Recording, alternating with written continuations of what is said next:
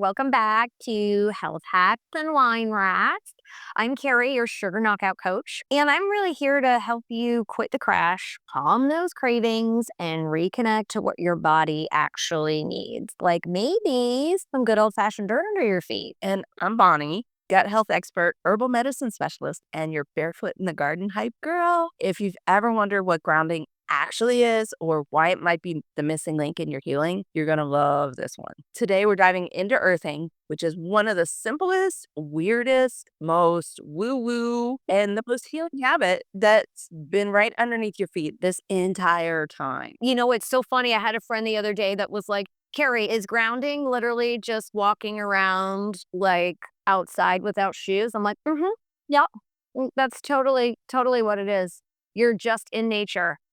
No socks, no shoes. Like this is my son all year long, really, because we're in Florida, and unless it's freezing, he is usually barefoot out in the backyard. I don't like to wear shoes. I mean, we wear shoes in the house a lot of the time, but we have tile floor all over everything on top of a concrete foundation. Yeah. One of the twins, Keegan, he won't wear shoes either. It was kind of one of those things in the classroom. Whenever they went outside, he would take his shoes off because he never have shoes on when I'm outside. And I mean, there's a couple of different reasons for it. There's this energetic connection that we have with the earth. We need the earth needs us. The creatures in earth need us, and we need them. I know some of you are sitting here saying, well, that really is woo-woo, just like you were saying. Well, it is, but if you haven't tried it, I'm going to encourage you to keep listening and try it for a week. Just try it. It is summertime in most of the places where you guys are listening to us. So you don't have to worry about snow on the ground. You don't have to worry about your feet freezing when you go outside. But it is one of those practices that you don't think it's going to do a lot until it does. Now, when we touch the earth, you know how atoms kind of bounce off. I was doing this thing with the boys yesterday, science lesson, talking about water molecules and how water molecules, they dance because of sound waves and light waves, right? And vibration. It's this whole dance. And if your water molecules aren't dancing, then they're not going to be vaporized. They're not going to be sucked up into the clouds, and they're not going to drop back down as rain, snow, or whatever. Well, for us, without this cyclical process that we go through, we're losing some of that sound and light vibration. If you've ever heard someone tell you, get out in the sun because the sun is actually very healthy for us, it's that energetic connection that we have with the world. And I heard once, and I tried it, and it actually is very accurate. I've had people with severe allergies do this. In the morning dew, very first thing in the morning when there's dew on the grass, walk out and stand on the grass for a good 2 to 3 minutes. If you can't handle it, sensory reason, 30 to 45 seconds is okay. But go and stand out there and see what happens with your allergies, your seasonal allergies, and your environmental allergies. See what happens. It really helps neutralize some of those free radicals. It helps to diminish some of the inflammation that you're feeling when you're feeling imbalanced with the energy that's pulling you onto the earth, that gravity pull. It feels more centered, more grounding, which is why it's called grounding. Yeah. I love that you brought up, because we are so disconnected from that grounding energy because we live in, like, I lived in New York City in the concrete jungle, but there are concrete jungles, right? Like our foundation's concrete. I am guilty. Like I have to remind myself to go outside barefoot. And when you were talking about dew, I was like, oh my gosh, like I already was like the sensory. I'm like, oh my God, wet feet. I don't think I could handle it. But for allergy reasons, oh, I'll sure do that. Yeah, I set a timer. I hate my feet being wet on like grass or rug or like anything that's not a smooth surface. I can't stand it, as many of us can't.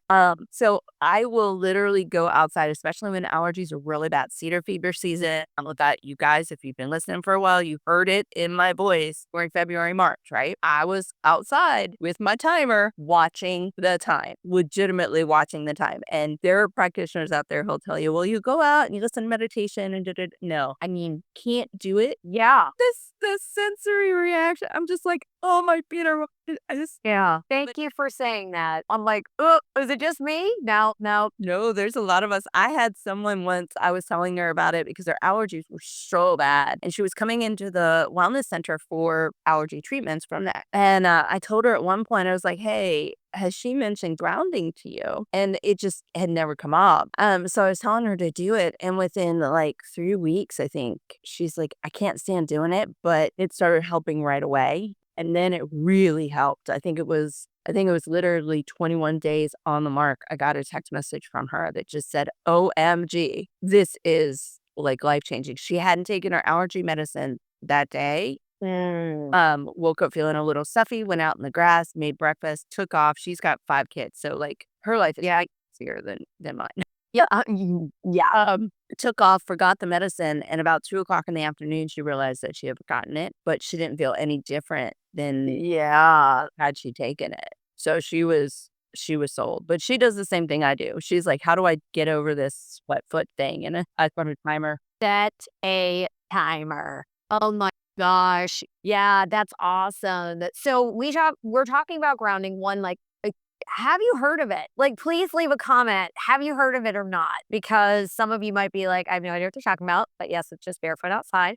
Or some of you may have tried it. So let us know. And if you tried it with wet feet, like your feet wet outside in the dew, like we need to hear that. Like please, please, please. So other reasons for doing this, allergies is great. I want to talk about how it relates to sugar cravings. I always got to bring it back to sugar cravings, and why we're talking about this in our community and with our clients. So when we are grounded, we have less cortisol spikes, right? Less stress. Yes, this helps us with our stress. And when there's less cortisol, lower cortisol, we have less blood sugar crashes, which we talk about a lot. So when our nervous system is regulated, right, we're not like all over the place, a whole bunch of anxiety, we have less sugar cravings and less emotional eating, which we talked about a lot too, because that is a huge piece of it. Until we start learning how to deal with our emotions, we have emotional eating. So what if, like Bonnie was just talking about that woman who was going to the allergy specialist, what if you just started like grounding daily in the morning for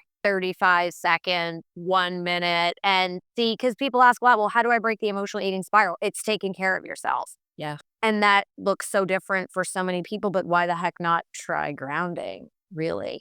And a lot of our clients talk about when they ground, they sleep a little bit better as well, which also helps with sugar cravings. Because when we're not sleeping, the body is craving energy the next day, and that is going to be signals for sugar. Exactly, exactly, and if you're craving sugar that much, your gut's a mess, and like Carrie said, the way that you take care of yourself is you add things in, you don't take things away, and this is something you don't have to fuss with cooking it, you don't have to pour it in a cup, shake it around, you just walk outside. Legitimately, what I do in the morning, you guys, is I get a glass whatever glass of water I put next to my bed, sometimes it's lemon water, sometimes it's cucumber, sometimes it's mint tea or something from the night before. If it's not there, I won't drink it. I will go straight to coffee. It's just that's how my brain is wired. That's what's going to happen. So I do that as I'm making coffee. I drink my water. I get my coffee cup and I walk outside with the dog and I'm good. Yeah. You know, Yeah. yes, I take my phone with me because Siri sets my alarm. Yeah. Oh my gosh, that's so funny. But yeah, like this is like the type of medicine and routine. Like we talk about, you don't need a 45-minute, I'm going to meditate in the morning routine. Like I just get up before my son, sip my coffee in silence, walk outside. It's just enough to set up for the day and feel like I'm doing something for myself. As women, we do so much for everybody else. And I love that you said not taking away. We're adding doable little steps in instead of feeling like, oh man, everything's being taken away. Everything I enjoy is being taken away. Like, no, we're just adding some things in. Yeah, yeah, I mean, grounding okay, so how many of you are out there going, okay, that seems way too easy?"